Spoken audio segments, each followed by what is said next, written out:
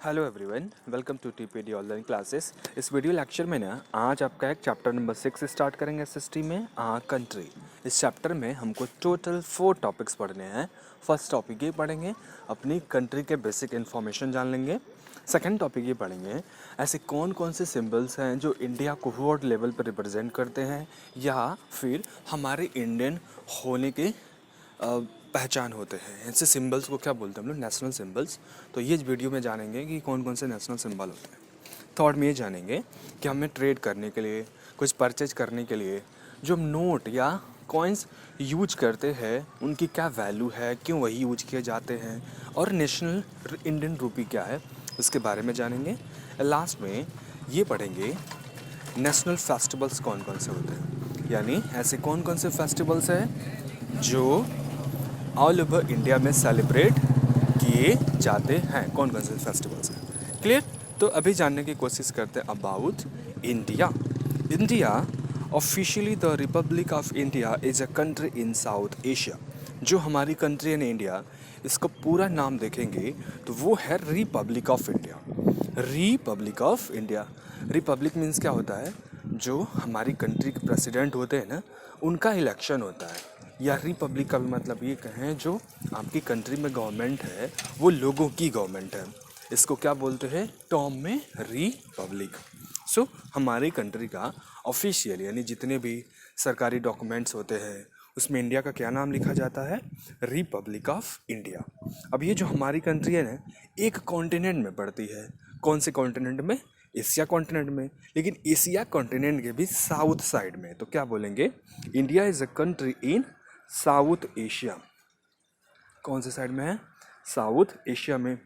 New Delhi is the capital of India.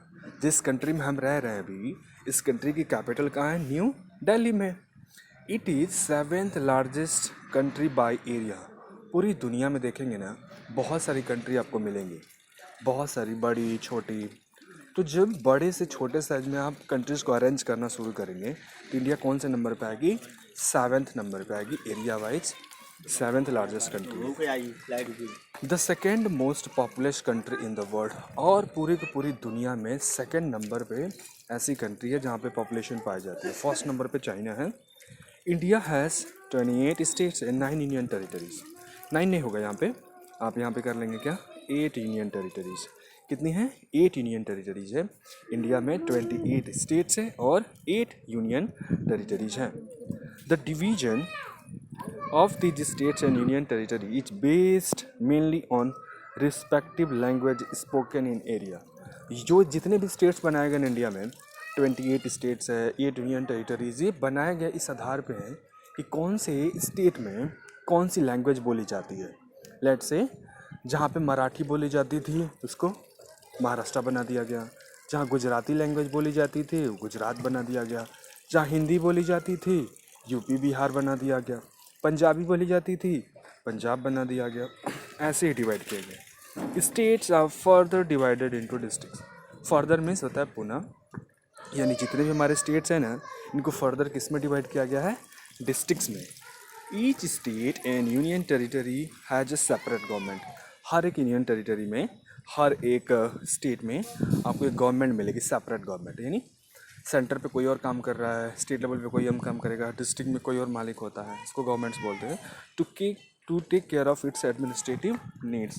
इन सारी administrative needs को complete करने के लिए अलग अलग लेवल पे अलग अलग गवर्नमेंट पाई जाती है। समझ में आई बात आपको?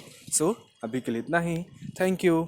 आप प्रॉपर तरीके से ना ऐसे ही कॉपी में नोट डाउन कर लेंगे, नोट्स बना लेंगे। जो वर्ड मीनिंग नहीं है वो भी आप लिख सकते हैं और सारी चीज़ें आपको लर्न भी कर लेनी है और सेम टॉपिक आपको अपने टेक्स्ट बुक में भी रीडिंग करनी है। यही आपका होमवर्क रहेगा। Thank you.